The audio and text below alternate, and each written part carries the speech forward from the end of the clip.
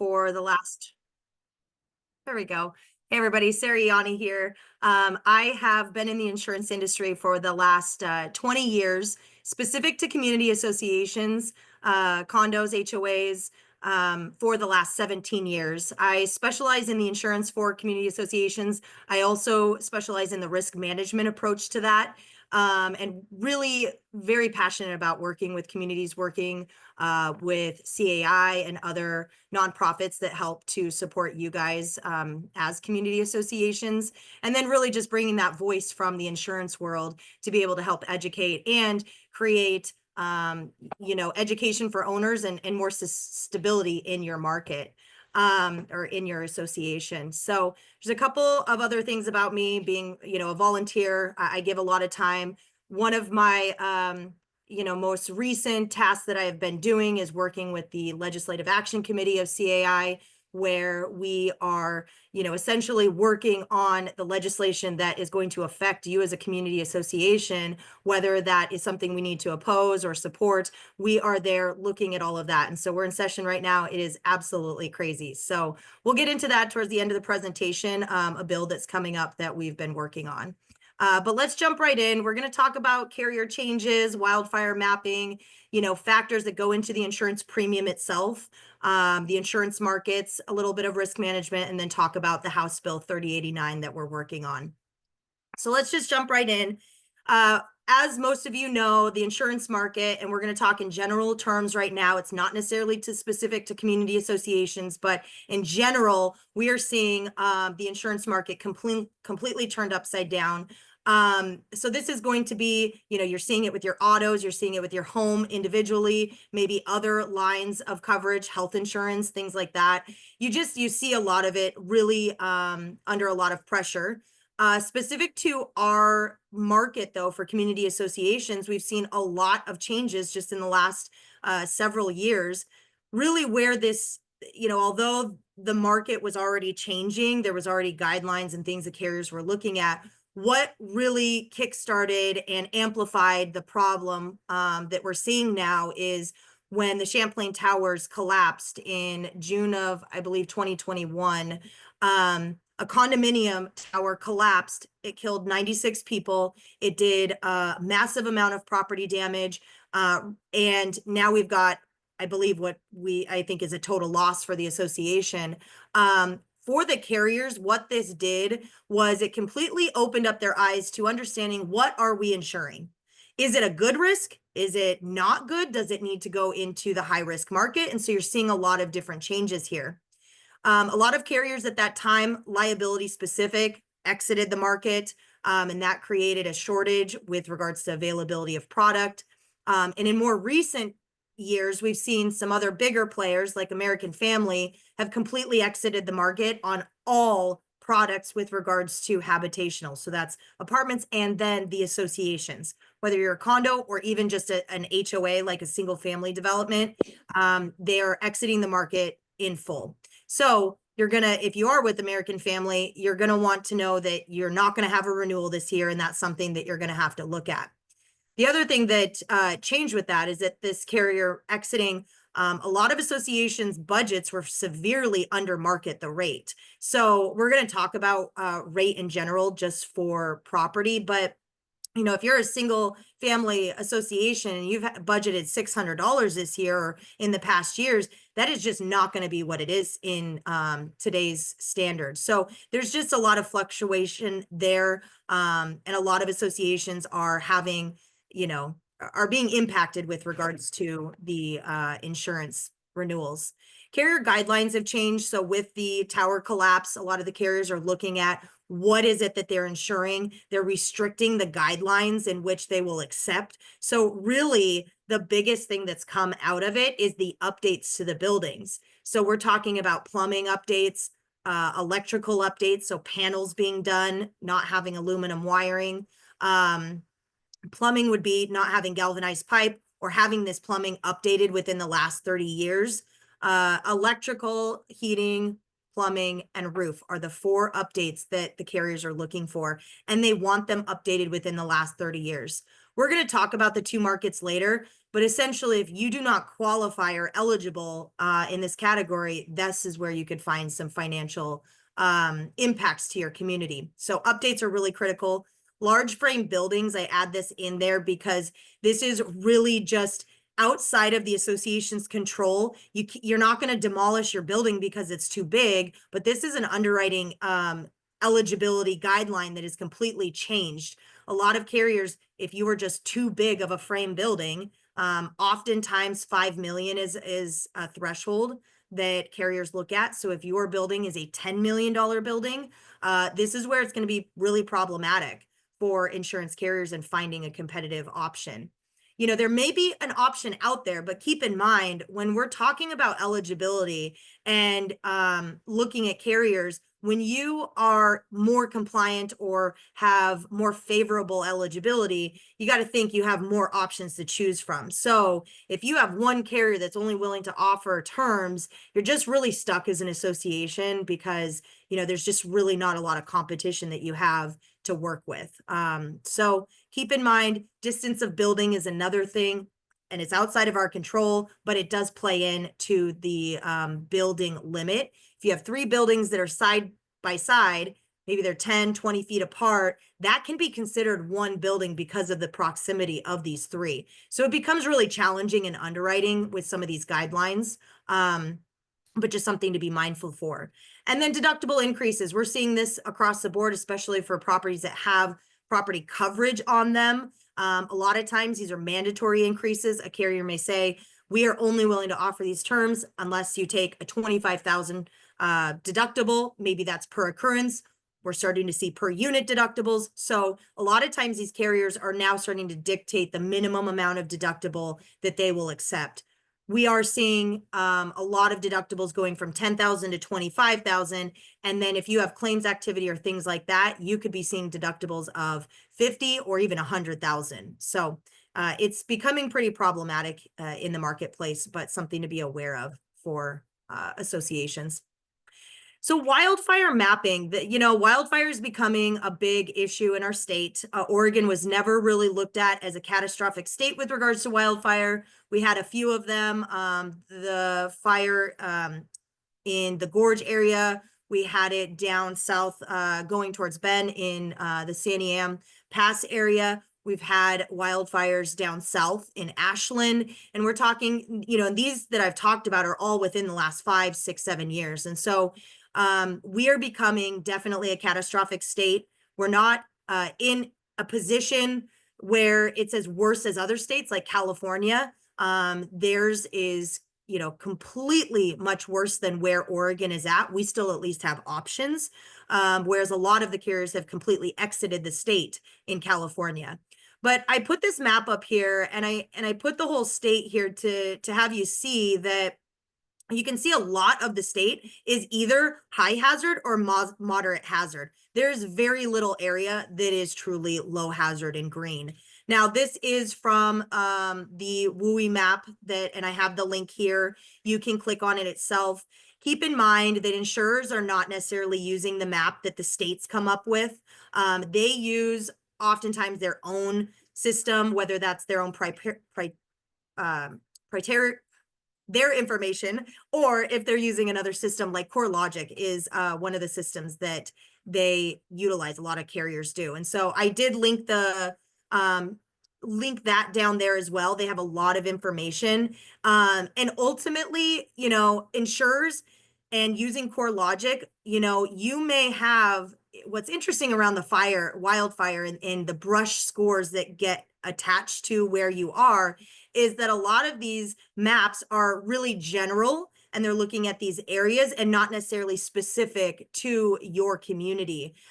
So I do think that there is some potential. We're going to talk about risk management in a little bit, but I do think there's some potential here that if you are going to take some risk management approaches we talk about later, is that, you might want to think about talking to entities like CoreLogic and or making a group of people that talk about it. I think it's always better in numbers, but talking to these organizations around seeing if there is an ability to get a something specific for your community. So although the map may say you are a high hazard of 60, you've done all of this work that reduces your risk of fire within your community. And so therefore you're trying to get a reconsideration map done. I think that's on the cutting edge here. The thought is really good, and I see us going that way. But right now, with regards to insurers, they use the map, and if it does not fall within their guidelines or reinsurance guidelines, which is insurance on insurance,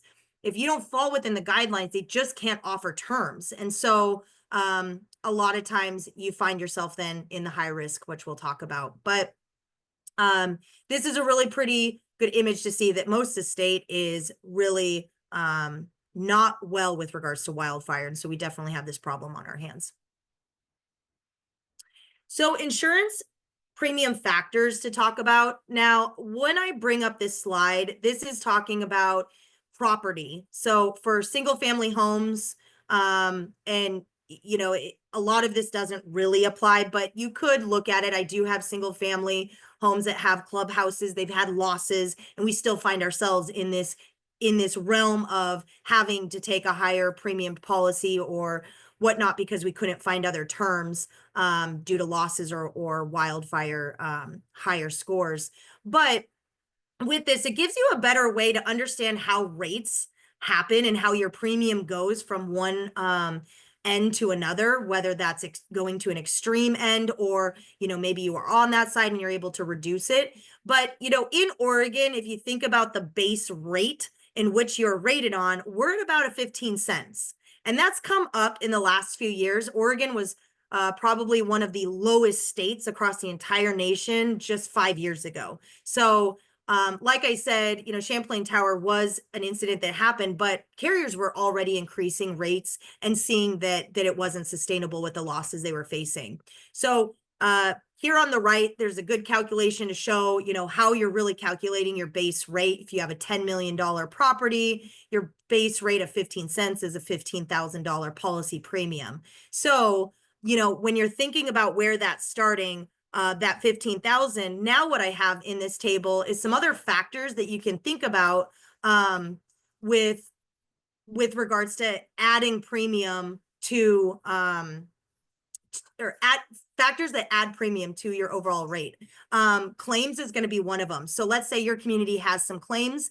You're going to have the 15-cent rate, and the carrier may look to add anywhere from 10 to 20 cents on top of that 15-cent rate. So, that affects your premium. Maybe you have lack of updates. That again could be another rate factor. I threw in, anywhere from 5 cents up to 20 cents. Trying to be mindful about two markets here and give a range. And then you have the wildfire and brush issue.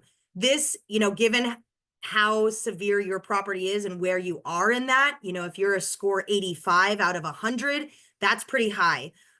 So I tried to be mindful here of that rate range, but you're looking at adding another 30 or 60 cents.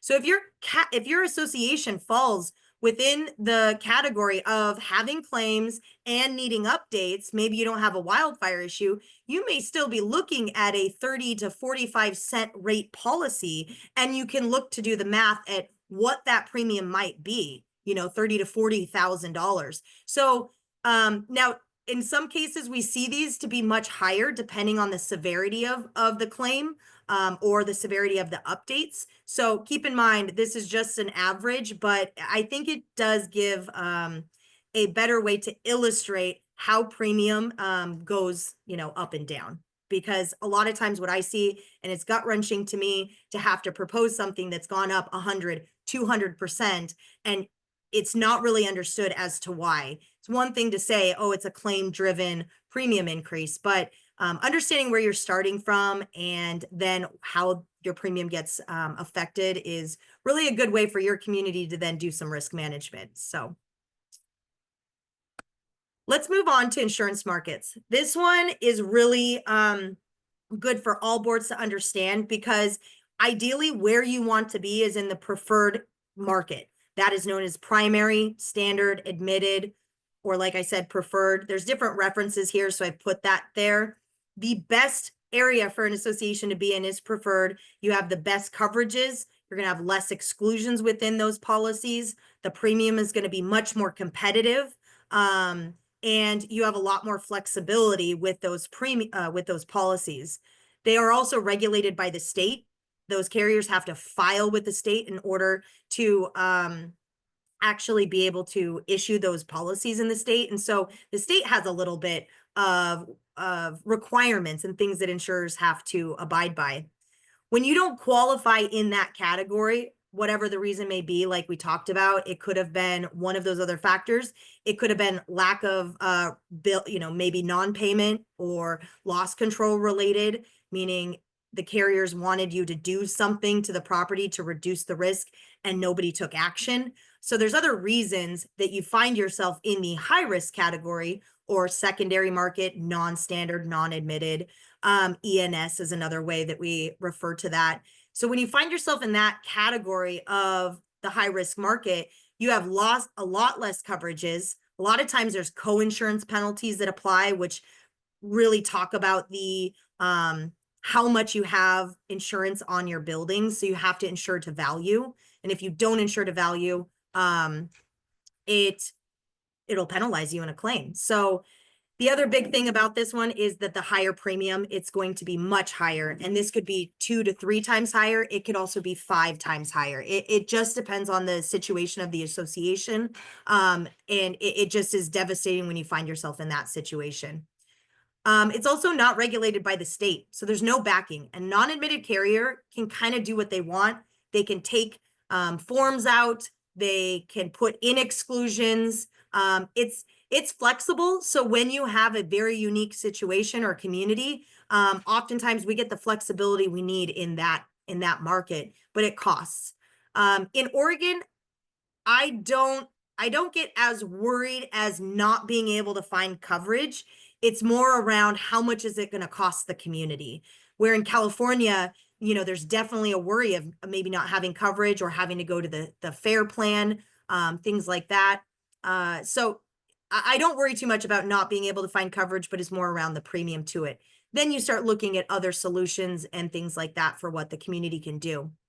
Keep in mind that carriers, or associations, a lot of times they want the best premium, best coverages. They want this A-rated policy, but they're not willing to be an A-rated maintained association. So I would look at your association. I would say, how many of these factors apply to you? Where are you with the updates? That's the big one. And if you are classifying yourself as C or D, you can't be expecting the preferred markets. And this is how I think we need to communicate to owners, because a lot of times, or it is the case, is that the board are owners too. It's not the board against the owners. You're all a community of owners. So we've just got to get the board to be able to communicate and get owners to understand what those expectations are. And then we can start moving this ball forward with making progress on the risk management approach to your community. So, these two markets, this is, if you're not in one of these two markets, you're self-insured. So,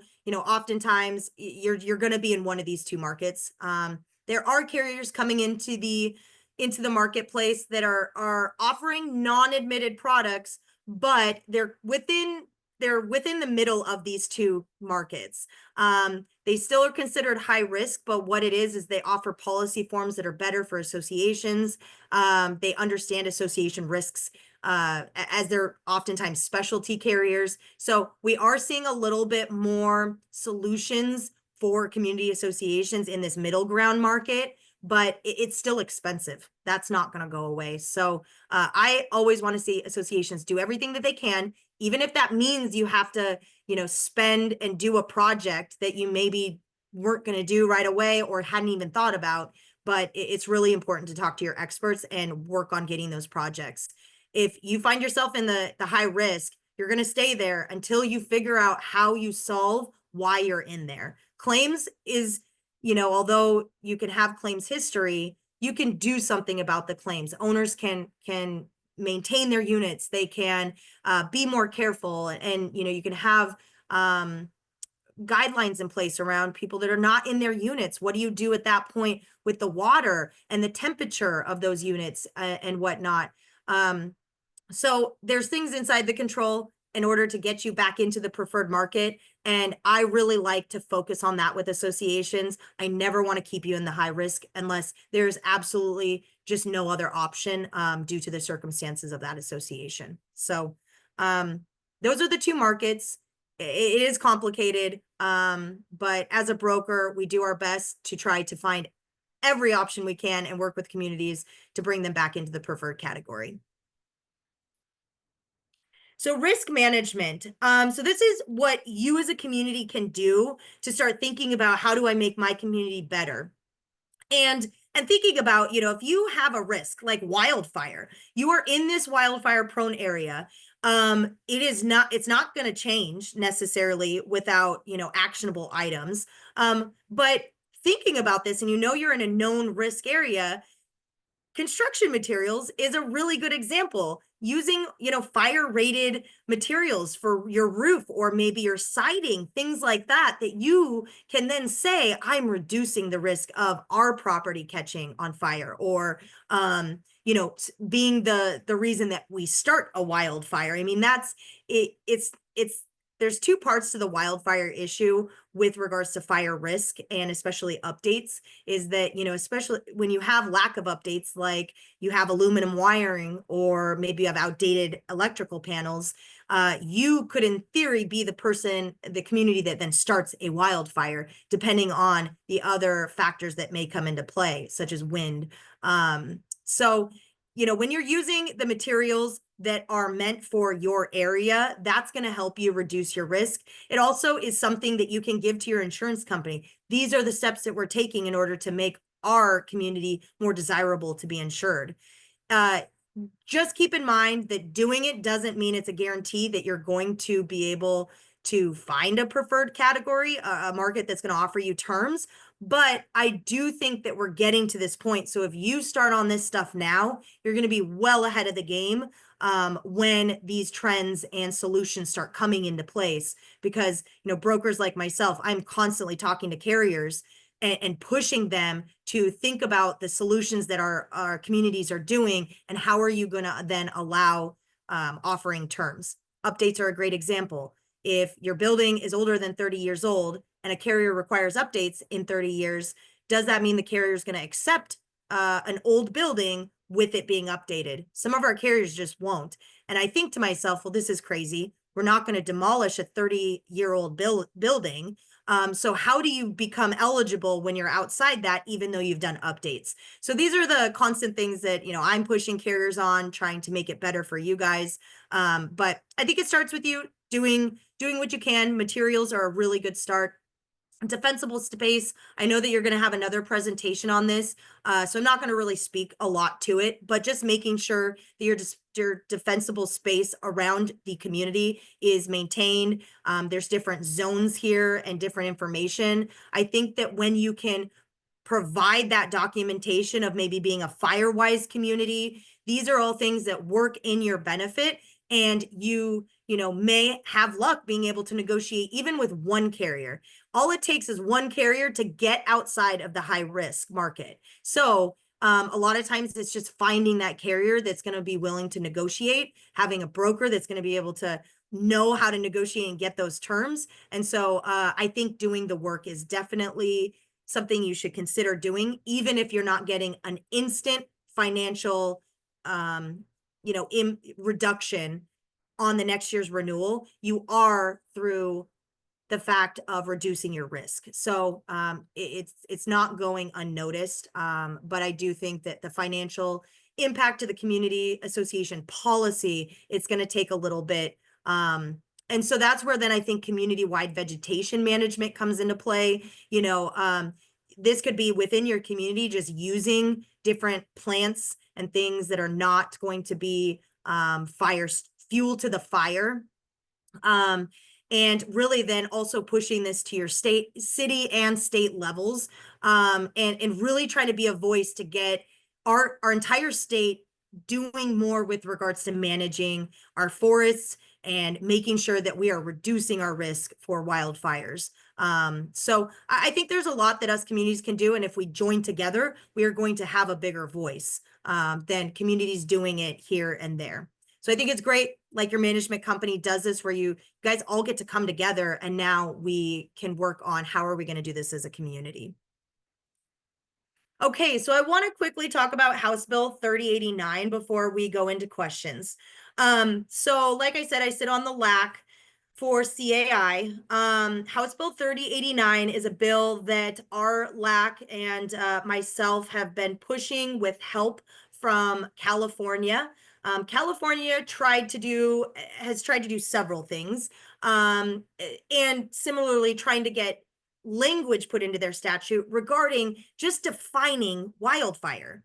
The issue that we have right now is that within the insurance policy, when you talk about perils like fire, water damage, falling objects, explosion, these are all perils that are covered. Fire also encompasses wildfire. There's no definition, or there's no separate peril for wildfire. Similarly to like water damage, there is for flood. So you have two different distinct perils there.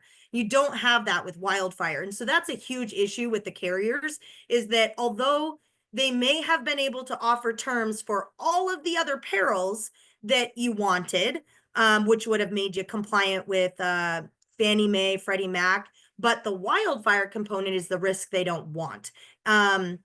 And you may be just too close to an area, or maybe you have a good, you're in a good zone, but everything around you is a red. So the carriers will take a look at that, and they look at the risk, and they can't separate wildfires. So what House Bill 3089 is looking to do is to have Oregon recognize wildfire. That's all we're doing in this bill, is we're saying that Oregon recognizes wildfire risk to mean this. And we have three different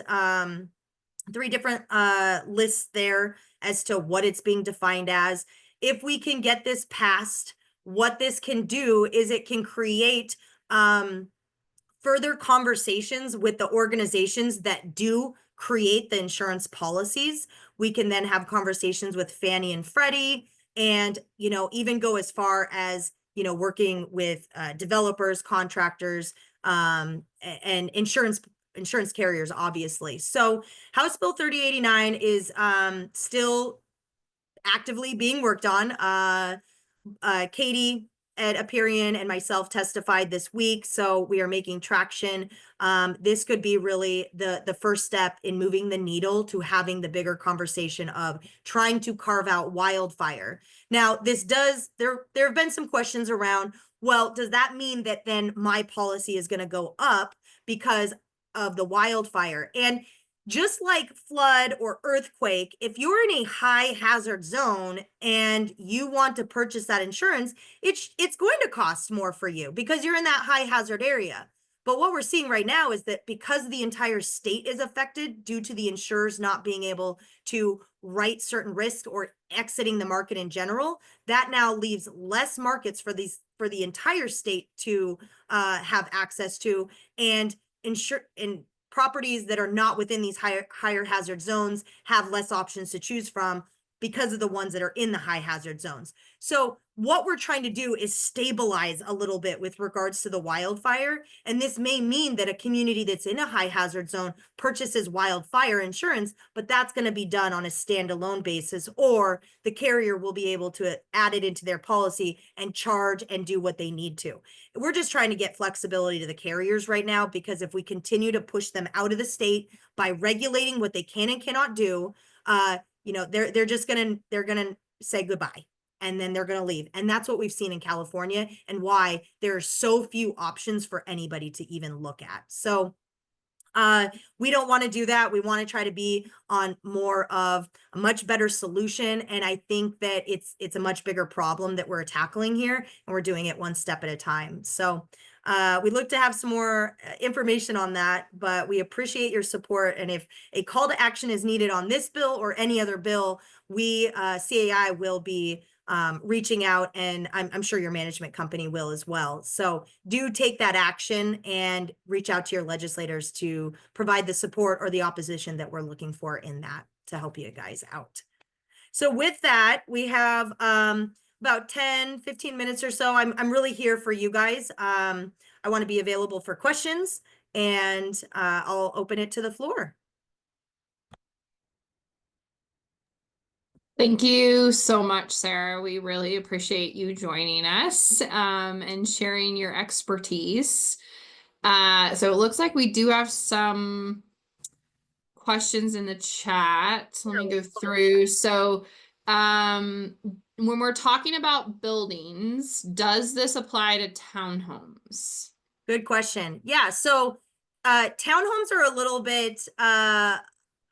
bit unique because you really need to look in the governing documents. The governing documents are going to dictate what insurance the association is required to have. So I've seen it in both ways on townhomes, where you have townhomes and they're connected. You may only be required to insure the exterior. You may be required to insure the interior, which is the units, maybe the improvements and betterments. And I've also seen townhomes have no requirement for coverage on the insurance, that it's all the owner's responsibility. So the question is, yes, it could apply to townhomes very much. I do see a lot of townhomes have coverage on it.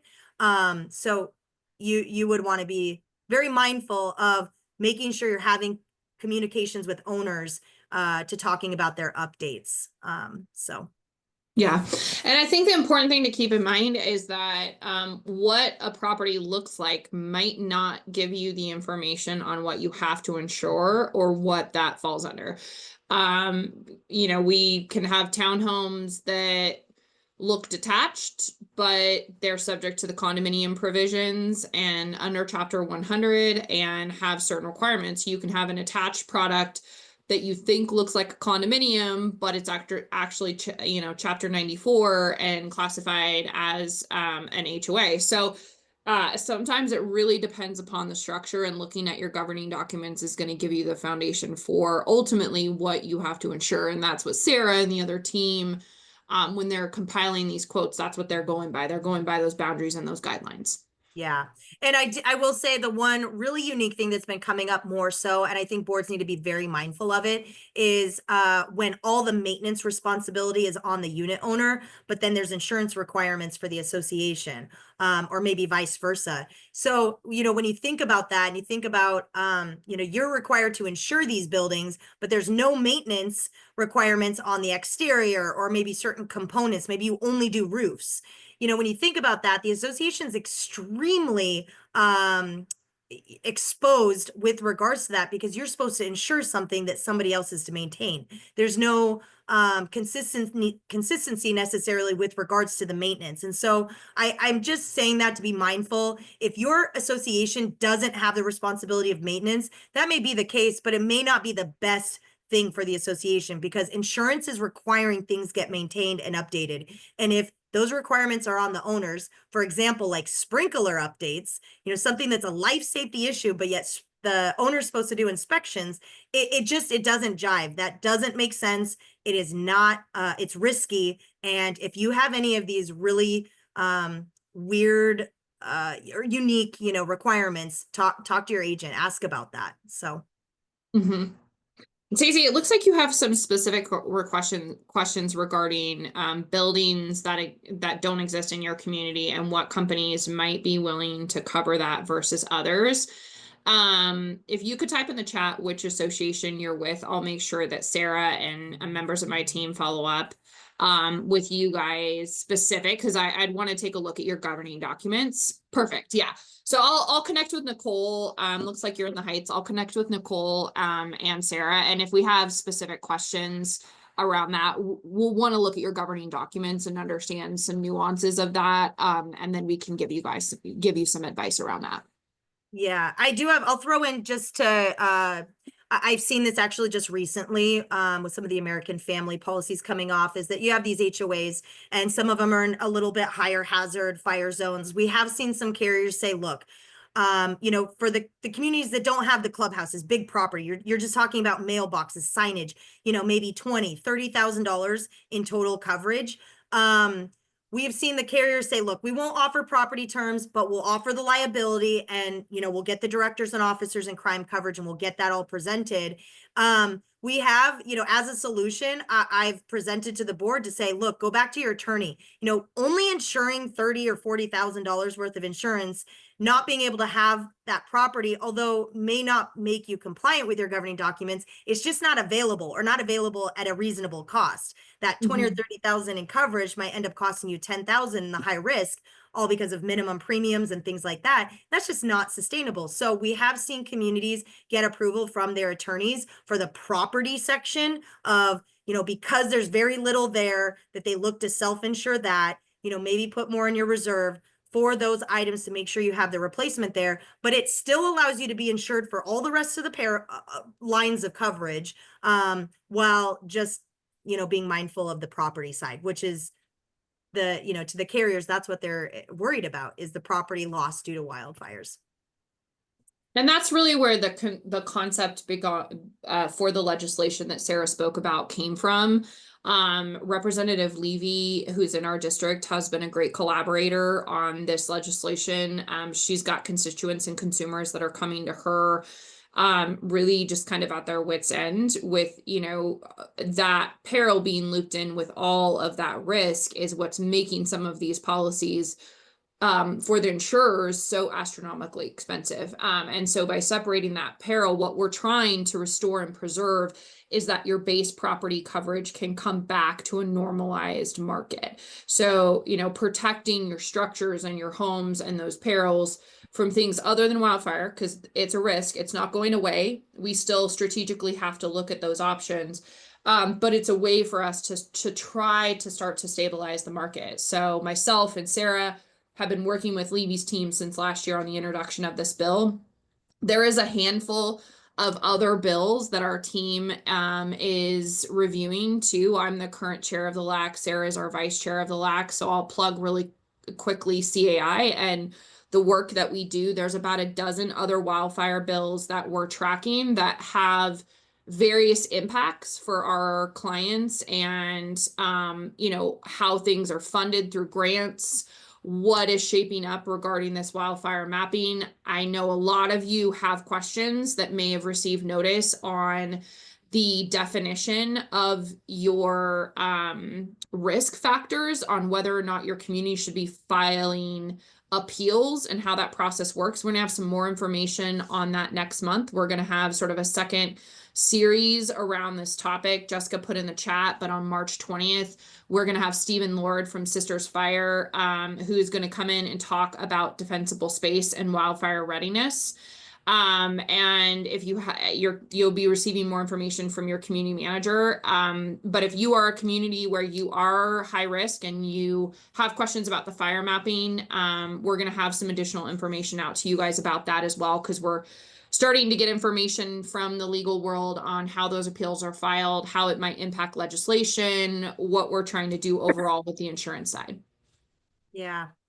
One last thing I was going to put in here is that I do a monthly newsletter. So I write these.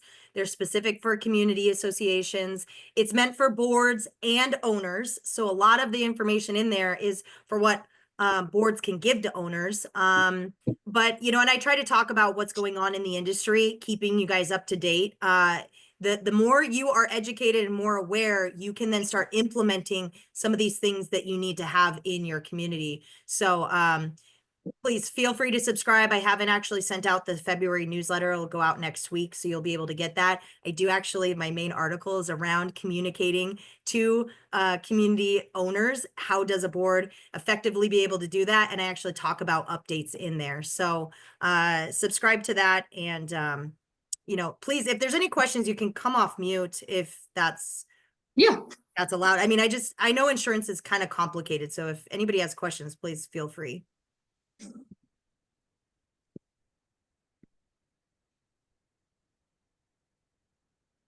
And if not, we saved everybody a little bit of time here. Yeah. Thank you so much for your time today, Sarah. We really appreciate your expertise and your knowledge, sharing that with our boards. And thank you to our boards for taking the time out of your afternoon. We know you guys are busy, so we really appreciate it. And we will see you guys next month when we follow up and continue this conversation. Bye.